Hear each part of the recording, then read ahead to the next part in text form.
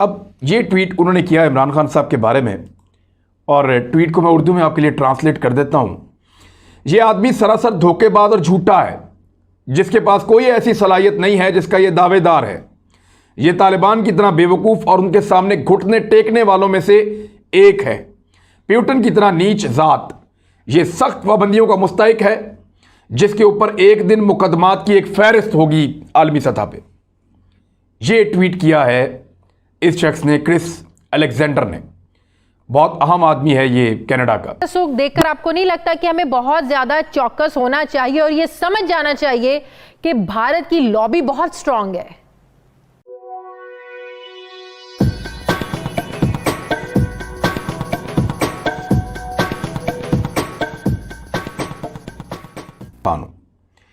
Canada का एक वज़ीर है साबिक, उसने इमरान खान साहब के बारे में कुछ ट्वीट्स किए हैं।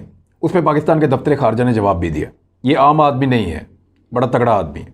इसको बहुत सारे अवार्ड्स भी मिले हैं, और अगर ये कहा जाए कि मुस्तकबिल में ये कनाडा का वज़ीर आज़म भी बन सकता है तो ये बात गलत नहीं होगी। उनकी कंजर्वेटिव पार्टी है, उस पार्टी का ये ख़ास आदमी है। ये बंदा क्या है इसके बारे में मैं तफसीलात आपको बताऊँगा, इसका माजी क्या रहा वो भी आपको बताऊँगा। इस वक्त ये कनाडा में कितना ताकतवर है वो भी आपको मैं बताऊंगा, लेकिन अभी ये अपोजिशन में है और साबिक वज़ीर भी है कनाडा का। और एक इम्पॉर्टेंट वजारत थी जो इसके पास थी, इमिग्रेशन की, और जो लोग महाजरीन कनाडा में पहुंचते थे उनके लिए, और सिटीज़नशिप, जो कनाडा बहुत मकबूल है पूरी दुनिया में, गरीब मुल्कों से लोग जाते हैं वहाँ की शहरियत हासिल करते हैं, वो वजारत इनके पास थी। बड़ी अहम वजारत है, वजारत खारजा के लेवल की एक बड़ी वजारत है वहाँ पर। तो उस वजारत के ऊपर ये शख्स रहा, और क्रिस अलेक्जेंडर इसका नाम है। बहुत इंपॉर्टेंट आदमी है। इसने इमरान खान साहब के बारे में क्या कहा पहले आप वो सुन लें, फिर इसके बैकग्राउंड में जाऊंगा, आपको बताऊंगा कि एक्चुअली वो ये क्यों कह रहा है और उसमें हमारा क्या नुकसान हो सकता है। क्रिस अलेक्जेंडर ने पहला ट्वीट किया इमरान खान साहब के बारे में। एक खबर छपी तोलो न्यूज़ में। तोलो न्यूज़ जो है वो अफ़गानिस्तान का, आपको पता है कि एक मेन जो न्यूज़ हब हैं या जो मेन मीडिया है उसमें एक तोलो न्यूज़ है। तो तोलो न्यूज़ ने एक खबर छापी इमरान खान साहब के हवाले से कि उन्होंने अमेरिकन पॉलिसियों पे तनकीद की कि तालिबान के बारे में अमेरिका ने जो पॉलिसियां अपनाई हैं वो ठीक नहीं थी, अमेरिका को बेहतर तरीके से चलना चाहिए था। प्राइम मिनिस्टर क्या कहते रहे हैं, ज़रा एक लाइन में मैं आपको बता दूँ। वो ये कहते रहे हैं कि जब वक्त था तालिबान से मुज़ाकरात का, वो वक्त अमेरिकन ने ज़ाया किया, अब उजलत में भाग के जा रहे हैं।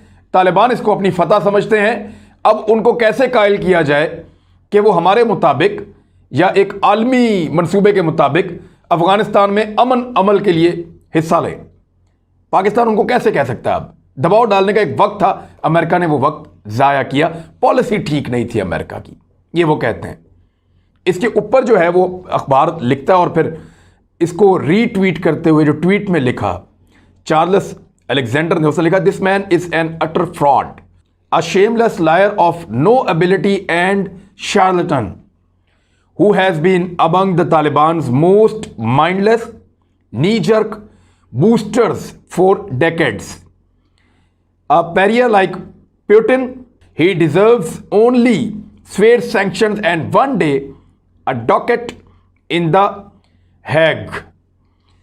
अब ये ट्वीट उन्होंने किया इमरान खान साहब के बारे में, और ट्वीट को मैं उर्दू में आपके लिए ट्रांसलेट कर देता हूं। ये आदमी सरासर धोखेबाज और झूठा है, जिसके पास कोई ऐसी सलाहियत नहीं है जिसका ये दावेदार है। ये तालिबान की तरह बेवकूफ़ और उनके सामने घुटने टेकने वालों में से एक है। प्यूटन की तरह नीच ज़ात। ये सख्त पाबंदियों का मुस्तहिक है, जिसके ऊपर एक दिन मुकदमात की एक फहरिस्त होगी आलमी सतह पे। ये ट्वीट किया है इस शख्स ने, क्रिस अलेक्जेंडर ने। बहुत अहम आदमी है ये कनाडा का। दूसरा ट्वीट एक और किया, वो भी आपको पढ़ के सुनाता हूं, फिर बताता हूं कि इसके ऊपर रिएक्शन क्या आ रहा है। Taliban fighters waiting to cross the border from Pakistan to Afghanistan, anyone still denying that Pakistan is engaged in an act of aggression against Afghanistan is complicit in proxy war and war crimes. इसमें यह कह रहा है कि तालिबान जंगजू पाकिस्तान की सरहद पार करने के लिए, अफगानिस्तान में दाखिल होने के लिए ये बैठे हुए इंतजार कर रहे हैं। एक तस्वीर भी साथ ट्वीट की है, तस्वीर आप देख लें, जो अभी तक इस बात की नफी कर रहा है कि पाकिस्तान अफगानिस्तान के खिलाफ यानी जो भी इस वक्त तक इस बात की नफी कर रहा है कि पाकिस्तान अफगानिस्तान के खिलाफ जारहियत के अमल में मसरूफ नहीं है, वो खुद भी जंगी जराइम और प्रॉक्सी वार में मुलव्वस है। यानी अगर अब भी कोई कहेगा इस तस्वीर को देखने के बाद कि पाकिस्तान से जंगजू अफगानिस्तान लड़ने के लिए या जारहियत के लिए नहीं जा रहे, तो वो भी जुर्म का बराबर का हिस्सेदार है। सलामती काउंसिल की सदारत जैसे अहम मनसब पर भारत इस वक्त में बैठ रहा है जब मकबूजा जम्मू कश्मीर में खूनी लॉकडाउन में उनकी ज़मीन पर आर्टिकल 370 लगाकर कब्जा कर लिया गया है। ये बात सारी दुनिया के इल्म में है कि जब भारत अक़वाम मुत्तहिदा की सिक्योरिटी काउंसिल की सदारत कर रहा होगा, ऐन उसी वक्त कश्मीरियों के हक़ खुद इरादियत की करारदाद अक़वाम मुत्तहिदा के दफ्तर में पड़ी मुँह चिड़ारी होगी, क्योंकि भारत तो इसे मानता ही नहीं है। सलामती काउंसिल की सदारत इस वक्त में मिली भारत को जब पूरी दुनिया खुसूसन भारतीय अक़लियतें, भारतीय वज़ीर-ए-आज़म नरेंद्र मोदी और हिंदुत्व जैसे शदीद मजहबी नज़रियात के हाथों तकलीफ में है, अजियत में है। सलामती काउंसिल की सदारत भारत को ऐसे वक्त में मिल रही है जब भारत खुद एतराफ़ कर चुका है कि फैटफ जैसे बैनुल-अक़वामी इदारे में लॉबिंग करके यानी गुमराही फैलाकर पाकिस्तान का नाम ग्रे लिस्ट से नहीं निकलने दिया गया। ये सदारत ऐसे वक्त में मिल रही है जब अफगानिस्तान में आग भड़काने के लिए अफगान फोर्सेस को असलहा और बारूद से भरे तैयारे भारत भेज रहा है। सदारत भारत को एक ऐसे वक्त में मिल रही है जबकि क्रिकेट की कश्मीर प्रीमियर लीग के लिए बैनुल-अक़वामी खिलाड़ियों पर दबाव डालकर इन्हें खेलने से मना किया जा रहा है। इन सारे अवामिल को सामने रखकर पाकिस्तान ने तो ये खदशा जाहिर किया है कि भारत अक़वाम मुत्तहिदा के सालमी मनसब को पाकिस्तान के खिलाफ इस्तेमाल कर सकता है।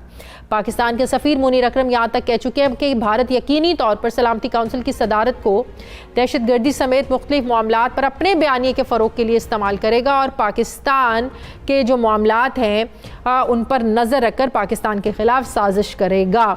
जहाँ भारत कौमी सलामती की सदारत में मतनाज़ हैसियत रखता है, वहाँ अफ़गानिस्तान में तालिबान की मुखालफत भी करता है। आज अफ़गान सदर अशरफ गनी ने वज़ीर-ए-आज़म इमरान खान के बयान की तस्दीक करते हुए अमरीका को इल्ज़ाम दिया है कि अफ़गानिस्तान में अमन की खराबी की सारी जिम्मेदारी अमरीका पर आयद होती है। तालिबान की पेशकदमी को रोकने के लिए हरात के मुख्तलिफ इलाकों में अफगान फोर्सेस फ़ज़ाई हमले भी कर रहे हैं, जबकि ज़मीनी लड़ाई में कई जाने की इत्तला है, जबकि तालिबान बड़े देहाती रकबे अपने कब्ज़े में कर चुके हैं। नाजरीन, यूरोपीय पार्लियामेंट के 16 मेंबरान ने यूरोपीय यूनियन को ख़त भेजा है जिसमें ज़ोर दिया गया है कि मसला कश्मीर को अक़वाम मुत्तहिदा की करारदादों के मुताबिक हल किया जाए। सारे मामले पर मैं बात करूंगी। मुझे ज्वाइन कर रहे हैं चेयरमैन कायमा कमेटी सैनिट बराए डिफेंस मुशाहिद हुसैन सैयद साहब। अस्सलाम वालेकुम, बहुत बहुत शुक्रिया मुशाहिद हुसैन साहब आपका। मुशाहिद साहब, भारत को अक़वाम मुत्तहिदा की सलामती काउंसिल की सदारत मिलना ये पाकिस्तान के लिए किस कदर टेंशन की बात है?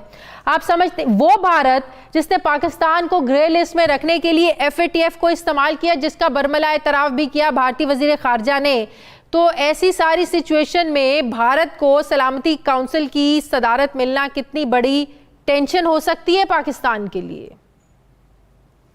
अस्सलाम वालेकुम शाजिया साहिबा और आपके व्यूअर्स को मेरी तरफ से बड़ा अस्सलाम वालेकुम।